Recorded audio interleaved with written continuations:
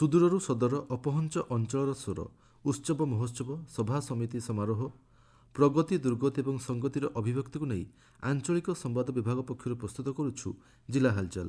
ଆଜି ଜିଲ୍ଲା ହାଲଚାଲରେ ଶୁଣନ୍ତୁ ଭଦ୍ରକ ଜିଲ୍ଲା ସମ୍ପର୍କରେ ତଥ୍ୟ ଦେଇଛନ୍ତି ଆମ ଭଦ୍ରକ ସମ୍ବାଦଦାତା ଅଶୋକ କୁମାର ନାୟକ ଓ ଉପସ୍ଥାପନାରେ ମୁଁ ସତ୍ୟରଞ୍ଜନ ମହାପାତ୍ର।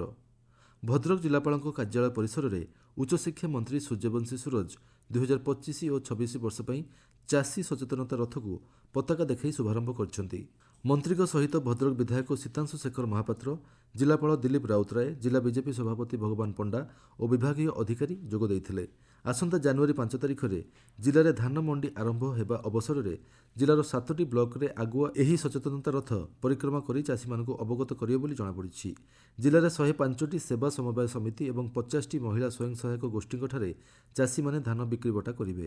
ଜିଲ୍ଲାରେ 13,30,000 କୁଇଣ୍ଟାଲ ଧାନ ଚାଷୀଙ୍କଠାରୁ କ୍ରୟ କରାଯିବାର ଧାର୍ଯ୍ୟ ଲକ୍ଷ୍ୟ ରହିଥିବା ବେଳେ ବର୍ତ୍ତମାନ ସୁଦ୍ଧା ସମଗ୍ର ଭଦ୍ରକ ଜିଲ୍ଲାରେ 96,232 ଜଣ ଚାଷୀ ପଞ୍ଜୀକୃତ ହୋଇଥିବା ବିଭାଗୀୟ ଅଧିକାରୀ କହିଛନ୍ତି। ଏ ସମ୍ପର୍କରେ ମନ୍ତ୍ରୀ ଶ୍ରୀ ସୁରଜ କହିଛନ୍ତି, ଜିଲ୍ଲାରେ ଭଦ୍ରକ ନିୟନ୍ତ୍ରିତ ବଜାର ସମିତି ତରଫରୁ ଚାଷୀ ସଚେତନତା ରଥର ଶୁଭାରମ୍ଭ ଆଜି ଭଦ୍ରକ ଜିଲ୍ଲାପାଳଙ୍କ କାର୍ଯ୍ୟାଳୟ ପରିସରରୁ ଆରମ୍ଭ ହୋଇଛି, ଯେଉଁଥିରେ ସ୍ଥାନୀୟ ବିଧାୟକ ସୀତାଂଶୁ ଶେଖର ମହାପାତ୍ର ଏବଂ ଜିଲ୍ଲାପାଳ ଏବଂ ସାଂସଦଙ୍କ ପ୍ରତିନିଧି ତଥା ସମସ୍ତ ବରେଣ୍ୟ ବ୍ୟକ୍ତିବିଶେଷ ମାନଙ୍କ ଉପସ୍ଥିତିରେ ଏ କାର୍ଯ୍ୟକ୍ରମ ଅନୁଷ୍ଠିତ ହୋଇଛି, ଯେଉଁଥିରେ ଏ ରଥ ସାରା ଜିଲ୍ଲା ବୁଲିକି ଚାଷୀମାନଙ୍କୁ ସଚେତନତା ସୃଷ୍ଟି କରିବ।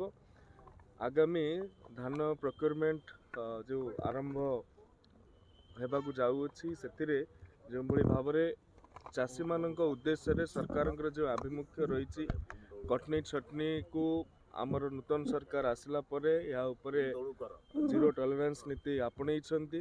ତା ସହିତ ଯେଉଁ ଇନପୁଟ ସବସିଡି 800 ଟଙ୍କା ପ୍ରଦାନ କରାଯାଉଛି ଏବଂ ଓଡ଼ିଶା ଭାରତବର୍ଷର ଏକମାତ୍ର ରାଜ୍ୟ ଯିଏକି ଉଭୟ ରବି ଓ ଖରିଫ ସିଜନରେ ଦୁଇଥର ଇନପୁଟ ସବସିଡି ପ୍ରଦାନ କରିକି ଧାନର କ୍ୱିଣ୍ଟାଲ ମୂଲ୍ୟ 3100 ଟଙ୍କାର ପ୍ରଦାନ କରୁଛନ୍ତି। ତେଣୁ ଏ କଥା ଯେଉଁମାନଙ୍କ ପାଇଁ ଯୋଜନା ସେମାନଙ୍କ ପାଖରେ ବାସ୍ତବରେ ପହଞ୍ଚି ପାରିବ, ଏ କାର୍ଯ୍ୟକ୍ରମର ତାହାର ଉଦ୍ଦେଶ୍ୟ। ଭଦ୍ରକ ଜିଲ୍ଲା ଅନ୍ନପାଳ ପଞ୍ଚାୟତ ଦେଉଳପାଳଠାରେ ଶାଳନ୍ଦୀ ନଦୀ ବନ୍ଧ ନିର୍ମାଣ ପାଇଁ 12 କୋଟି ଟଙ୍କା ଅନୁଦାନରେ ଉଚ୍ଚଶିକ୍ଷା ମନ୍ତ୍ରୀ ସୂର୍ଯ୍ୟବଂଶୀ ସୁରଜ ଭିତ୍ତିପ୍ରସ୍ତର ସ୍ଥାପନ କରିଛନ୍ତି। ପ୍ରତିବର୍ଷ ବନ୍ୟା ଯୋଗୁଁ ସମଗ୍ର ଅଞ୍ଚଳ ଜଳମଗ୍ନ ହୋଇ ଲୋକମାନେ ବହୁ ଅସୁବିଧାରେ ସମ୍ମୁଖୀନ ହୋଇଥାନ୍ତି।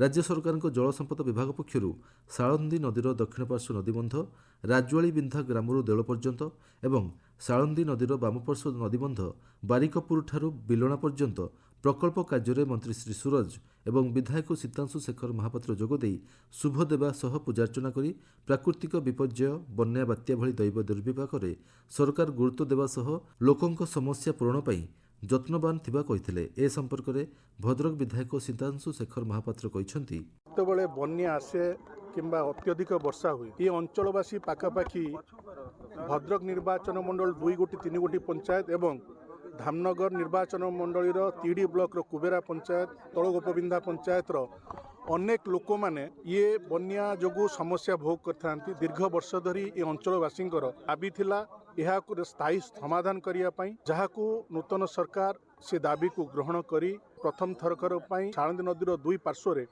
ପାଖାପାଖି 12 କୋଟି ଟଙ୍କାର ଏକ ନୂତନ ପ୍ରକଳ୍ପର ଶିଳାନ୍ୟାସ ହେଲା। ଏହାଦ୍ୱାରା ଭଦ୍ରକ ନିର୍ବାଚନ ମଣ୍ଡଳୀ ଏବଂ ଧାମ ନିର୍ବାଚନ ମଣ୍ଡଳର ପାଖାପାଖି 4-5 କୋଟି ପଞ୍ଚାୟତବାସୀ ଉପକୃତ ହେବେ। ଜିଲ୍ଲାର ଧାମନଗର ନିର୍ବାଚନ ମଣ୍ଡଳୀରେ ଶିକ୍ଷାର ଗୁଣାତ୍ମକ ମାନ ବୃଦ୍ଧି ଓ ଉତ୍ସାହିତ ବାତାବରଣ ସୃଷ୍ଟି କରିବା ପାଇଁ ଏକ ଅଭିନବ ପ୍ରୟାସ ଆରମ୍ଭ ହୋଇଛି। ଧାମନଗର ବିଧାୟକ ତଥା ରାଜ୍ୟ କ୍ରୀଡ଼ା ଓ ଯୁବସେବା ମନ୍ତ୍ରୀ ସୂର୍ଯ୍ୟବଂଶୀ ସୁରଜଙ୍କ ଦ୍ୱାରା ବିଧାୟକ ମେଧା ସମ୍ମାନ 2025ର ଶୁଭାରମ୍ଭ ହୋଇଛି। ଆସନ୍ତା ପଞ୍ଚାୟତ ନିର୍ବାଚନ କାର୍ଯ୍ୟ ସୁଚାରୁ ଭାବରେ କରିବା ପାଇଁ ରାଜ୍ୟ ନିର୍ବାଚନ ଆୟୁକ୍ତ ମଧୁସୂଦନ ପାଢ଼ୀ ଭଦ୍ରକ ଜିଲ୍ଲାପାଳଙ୍କ କାର୍ଯ୍ୟାଳୟରେ ସମୀକ୍ଷା କରିଥିଲେ। ଜିଲ୍ଲାପାଳ ଦିଲ୍ଲୀପ ରାଉତରାୟଙ୍କ ଅଧ୍ୟକ୍ଷତାରେ ଅନୁଷ୍ଠିତ ସମୀକ୍ଷା ବୈଠକରେ ଭୋଟର ତାଲିକା ସଂଶୋଧନ, ମତଦାନ କେନ୍ଦ୍ର ସୁବିଧା, କର୍ମଚାରୀ ନିଯୁକ୍ତି, ଆବଶ୍ୟକ ସାମଗ୍ରୀ ପ୍ରସ୍ତୁତି, ମାଇକ୍ରୋ ପ୍ଲାନ୍ ପ୍ରସ୍ତୁତି ଇତ୍ୟାଦି ବିଷୟରେ ଆଲୋଚନା ହୋଇଥିଲା। ଜିଲ୍ଲା ହାଲଚାଲ ଆଜି ପାଇଁ ଏତିକି। ଆସନ୍ତାକାଲି ଜିଲ୍ଲା ହାଲଚାଲରେ ଶୁଣିବେ ବଲାଙ୍ଗୀର ଜିଲ୍ଲା ସମ୍ପର୍କରେ।